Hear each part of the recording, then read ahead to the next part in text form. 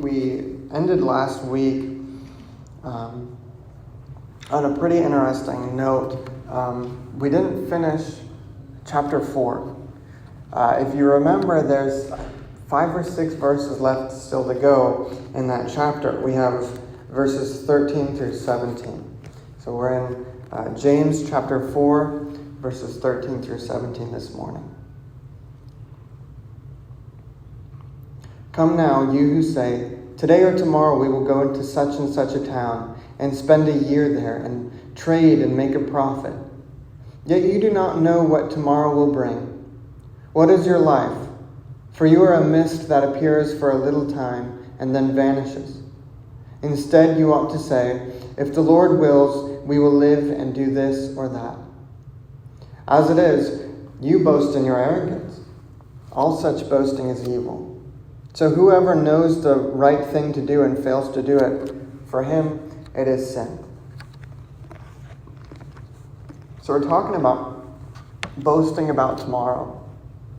At this point in the letter, James addresses 3 different attitudes that someone can have regarding the will of God in their lives.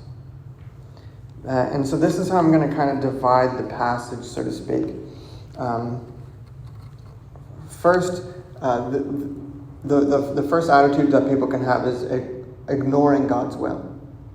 Of course, we can ignore God's will. And we'll be exploring verses 13 and 14, as well as verses 16 on that point. So a little bit of jumping around within the text, sort of how we did last time. The second attitude that someone can have is disobeying God's will. And you see that in verse 17 at the end there. So whoever knows the right thing to do and fails to do it, for him it is sin. And lastly, of course, the hopeful response, obeying God's will is the attitude. And in verse 15, instead you ought to say, if the Lord wills, we will live and do this or that.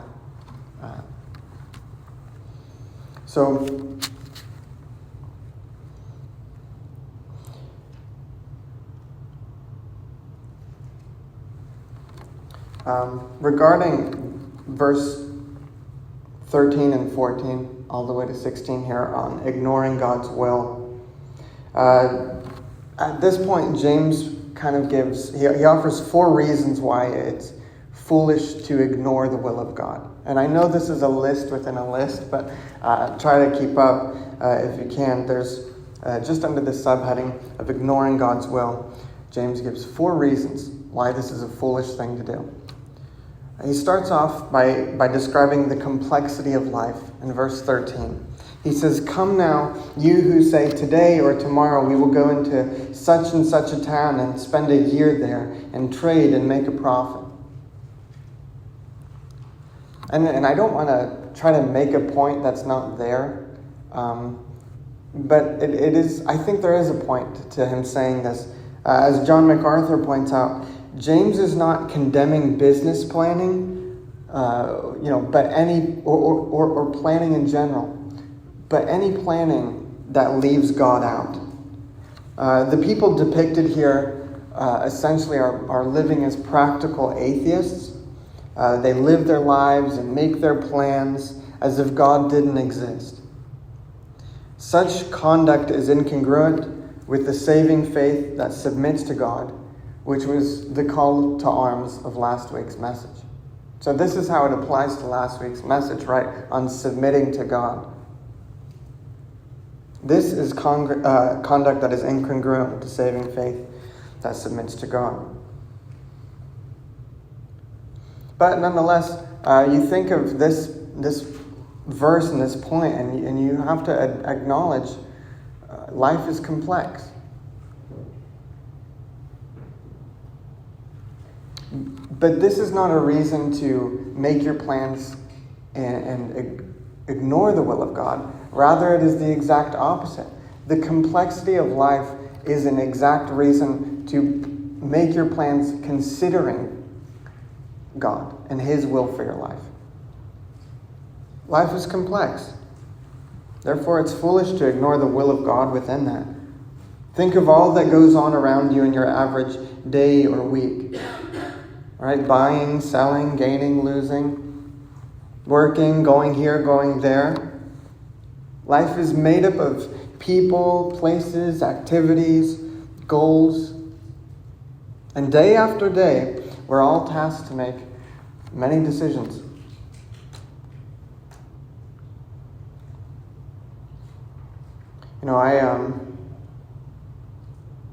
I think it was last week, maybe the week before, but let me start here. I've got a morning routine it's pretty specific. Like it's the same routine every single morning. I get out of bed. Well, actually, first thing, even before that, I text Kaylee, tell her good morning, tell her I love her, and then I get out of bed, and then I shower. I shower before I brush my teeth. Very specific about that, because if I just go straight to the shower, I'll be in there for eternity, just standing there, thinking about limited atonement or something, And so what I have to do is go to the shower before I brush my teeth, because therefore when I'm in the shower, my breath will be so rank that I have to get out of the shower. So it kind of forces me to get out of the shower. So I'm very specific about that. And then I get dressed. I make my tea or coffee. I have that. It's like a Keurig, so I have that going while I start making my lunch for the day. And then I'm out the door. I listen to music on the drive to work, and then I'm there. And very specific, very routine. But for some reason or another, either last week or the week before, I was walking into work, and I looked down, and I'm not wearing my steel-toed shoes that are required to work in a warehouse. And it's such a fundamental part of my job, and yet I forgot all about it. It just slipped my mind in the busyness of my morning. And of course, my boss sent me back home to get the right shoes, and I had to come back. But such a vital and fundamental part of my day, and yet I still forgot. Before we can do the Lord's work, our feet must be firmly planted in His will. We do not want to take a single step outside of His perfect will. And we cannot forget Him in the busy nature of our life. We cannot forget His will in the busy nature of our life. It is to if I was to play that instrument without tuning it first, it's like tune the instrument first, then play the instrument. We can't forget Him in the busyness of our life. Life is complex.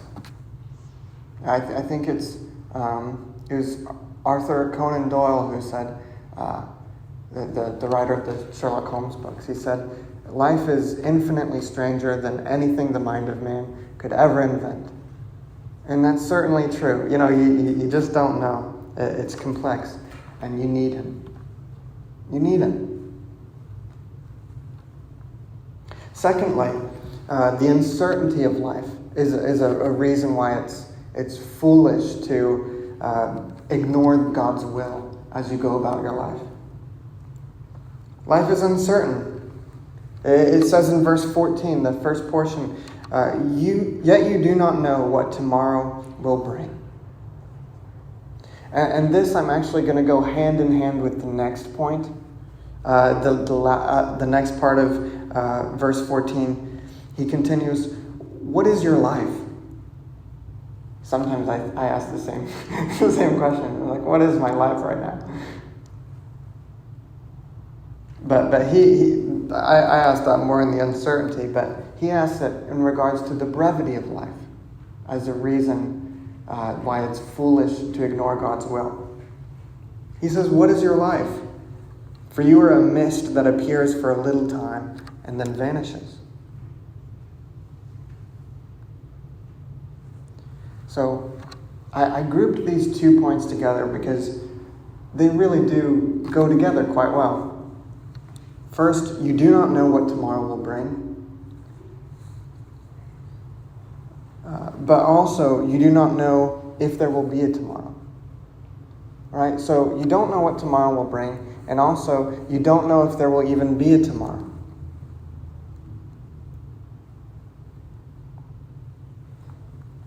Do you think when I hugged Agnes Sunday before last that I knew that later on I was going to see her in the hospital that week?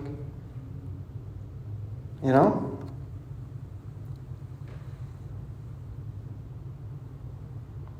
How about when we all drove away from visiting Shirley?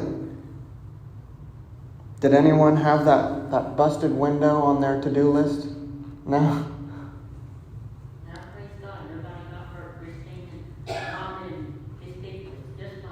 Amen. Likewise, I don't think Logan planned on his leg injury. There's an uncertainty to life. And what about the brevity of life? Do you think my dad knew? Fill in the blank with your own. Do you think they knew? A great many people will go to sleep tonight for the last time. Why not one of us?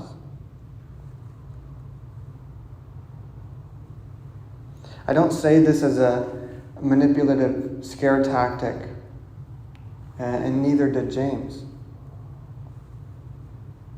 I say it because death is a part of life. And in this sense, we are all dying. There is an uncertainty as well as a brevity to life. And when you're faced with that fact, you see immediately that it's foolish to go about your life and ignore God's will for it. The English Puritan Richard Baxter once wrote, "A life still near to death did me possess, with a deep sense of things great, of time's great preciousness. Still thinking I had time to live, my fervent heart to win, men's souls did strive. I preached as sure to preach again. I preached as never sure to preach again, and as dying man to dying men."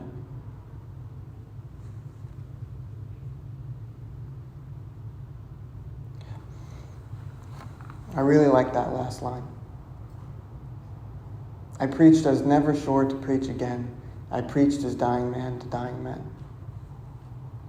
My dad once preached his last message. I don't know when I'm preaching mine. You don't know when you're hearing yours. Do not ignore the will of God. Do not delay it any further. Whatever that may be for you. If it's, I haven't forgiven this person, or I haven't given the gospel to this person, or I haven't repented of this yet. Or, man, I'm at this point in my life and I still don't know the word like I really feel like I ought to. Don't delay. Don't delay. Lastly, another reason why it's foolish to ignore the will of God is verse 16, the frailty of man that James makes clear here. He says, "As it is, you boast in your arrogance. All such boasting is evil." And you may wonder, well, what does that have to do with the frailty of man?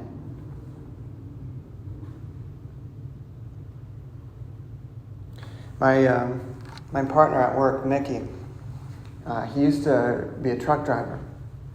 And when I found that out, I thought, finally. Because that means I can ask a question that I have always wanted to ask since I discovered this was a thing. Have you ever been in a Love's truck stop? Ever? Why do they have medieval armor? You know? What is that about? There's zero reason for a truck driver to acquire medieval armor on the way. You know? And when I asked him, he still didn't have an answer for me. He was like, I have no clue. But it's obnoxious, right?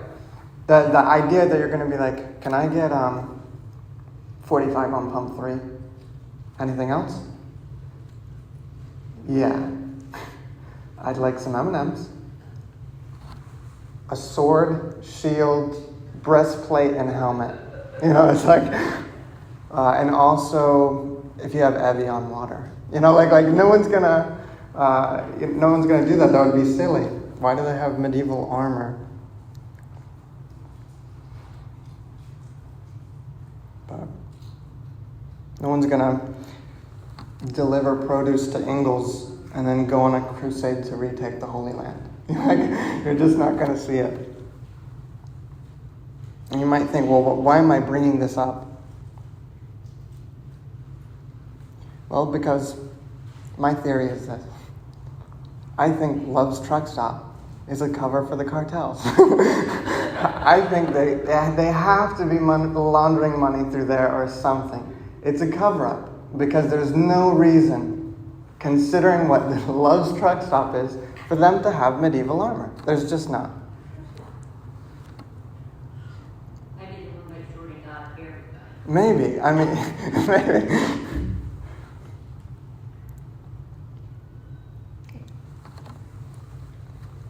Man's boasting is only a cover-up of his weakness.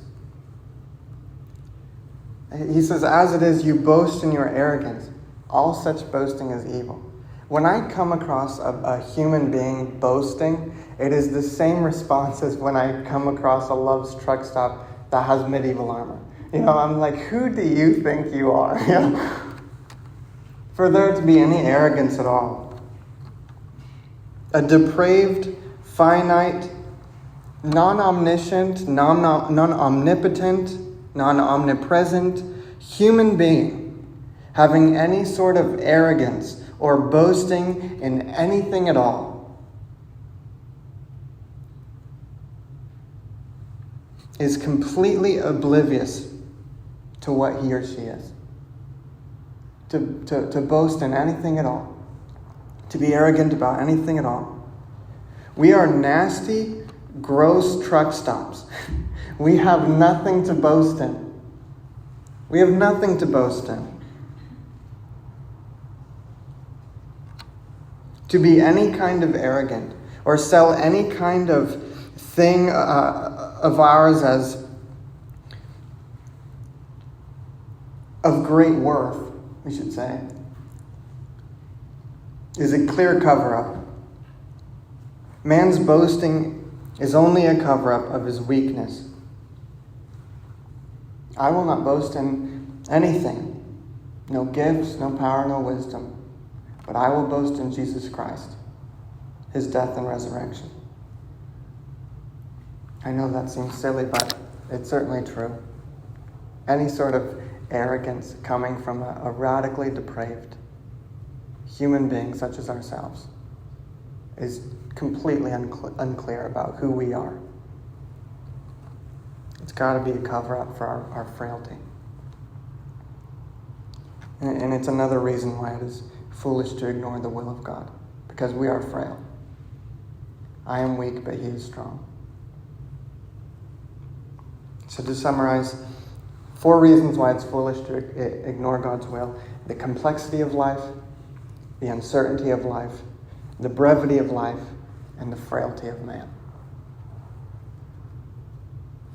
The next attitude that someone can have in regards to the will of God in their life is found in verse 17, disobeying God's will. Verse 17 says, "So whoever knows the right thing to do and fails to do it, for him it is sin." It's interesting.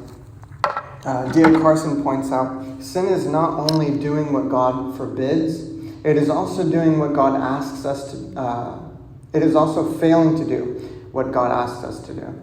Right? So you can commit a sin, but there's also sins of omission as well. Just as there's different ways to disobey your parents. You can do what they say not to do. If they say don't hit your brother, and you hit your brother, right? Or you could do what is clearly contrary to their will, explicitly stated or not, right? So they could say, don't hit your brother. It's like, okay. And you kick him, But also you can just don't do what they say to do. When I get home, I want your homework done. And you don't do anything, then you're being disobedient, right? And it's the same with God. If there's something He wants you to do in your life, or as His will for you in His life, and you don't do it, it's just as much sin as doing something that is contrary to His will. And that's even if, think of our series in Jonah. Remember, it's like, if Jonah, I'm sure Jonah would have been willing to preach elsewhere. And preaching isn't bad, so he wouldn't be doing something wrong. Right? Well, he wouldn't be doing what God's will is for his life. So it's like, even if, it's like, when I get home, I want your homework done, and it's like, you clean your room, it's like you're still being disobedient, right? Even if cleaning your room's not bad. But you're still being disobedient. And some people think that just because they're living a moral life or something like that, that they're not living contrary to the will of God. It's like, well, have you ever really thought to yourself what that might be? Or what positions God puts you in? And what ones you neglect?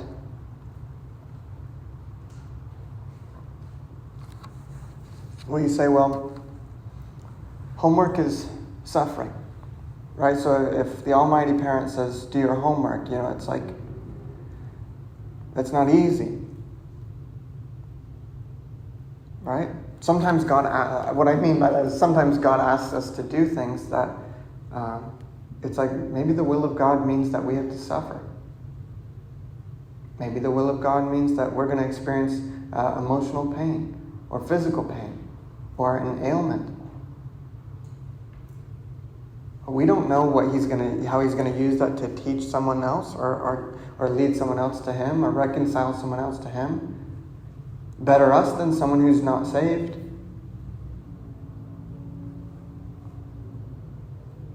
Even if God's will for your life is suffering, momentary or lifelong, it is as Spurgeon once stated, suffering is better than sinning.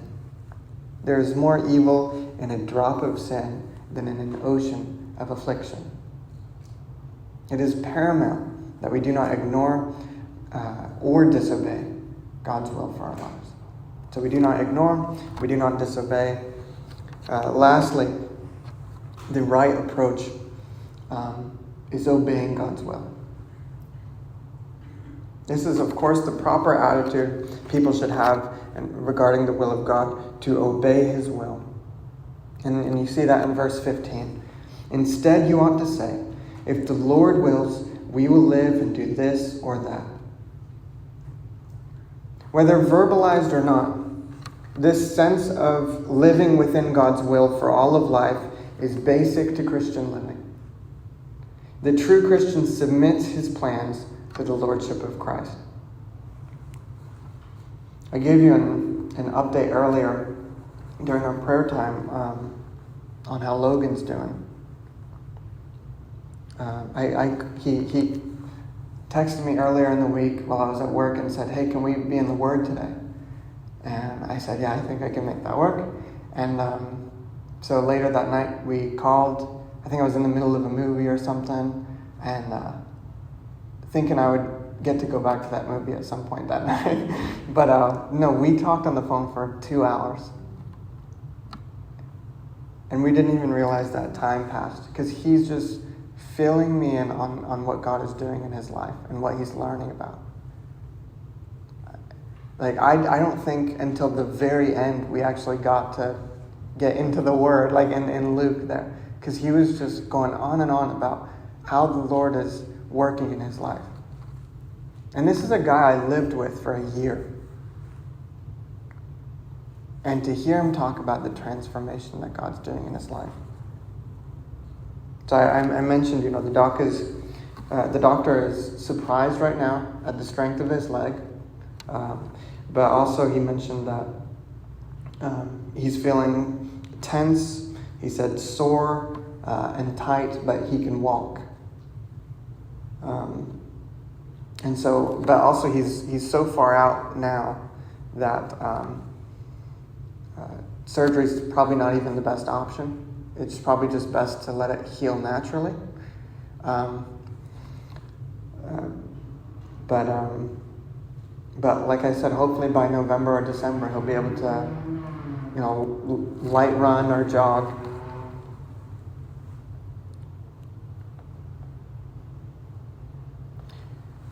After hearing all that, I said, well, how are you doing? It's like, that's how your body's doing, But how are you doing? How do you feel? Where are you at spiritually in this?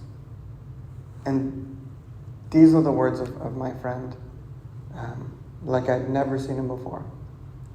He said, if God is at the wheel, I have no issue sitting in the back. And then he said, actually, not even that. If God is at the wheel, I'll trust him from the trunk.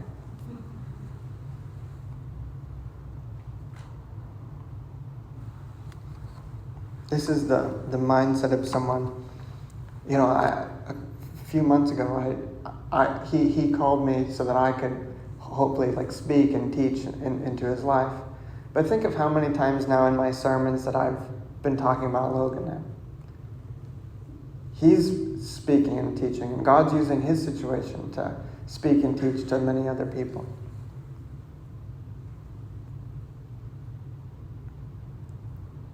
You say, well, I don't know what God's will is for my life. How do I obey it? I don't know what God's will is for my life. And that certainly might be true right now. Maybe specifically you do not know what God's will is for your life. But even in moments like that where you feel that, there's a general will that he has for all his people. That if you walk in that long enough, and sincerely enough, I think it will open up to you. And so what is that general will of God for all of his people? Read his word and obey it. It's a lot simpler than we make it out to be. Read his word, obey it. You just take that step by step, and the more specific things will kind of open up to you. Just like an athlete going through a slump, when you are unsure of what the will of God is for a specific time in your life, you revisit the fundamentals. It's like, okay, I don't know specifically what to do here, but I know generally what we're supposed to do as Christians. That's read the word, obey it, be in fellowship with other believers, partake in sacraments. All of the means of grace that spur you on towards forward in the Christian life, I should say, towards persevering. Like my shoes at work, they are the basic and fundamental part of my job. And yet, I got sent home because you can't do the job without them. So it's like, even though they're very basic, it's like they're quite vital. And this is something I think a lot of people have gotten confused about. And I want to make it clear from this pulpit. It is no radical or great thing even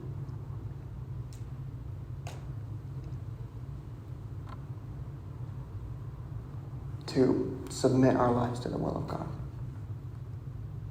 That's not radical Christianity. That's basic Christianity. It's basic Christianity.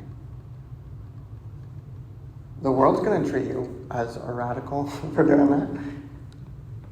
But it's no great or radical thing to wear my steel-toe shoes to work. Yet again, without them, I'm not even permitted on the floor. Submitting our lives to the will of God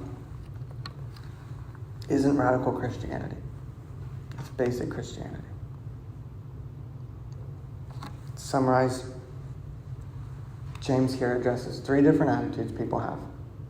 You can ignore God's will, you can disobey God's will, or you can obey God's will. Choose this day whom you will serve. Let's pray.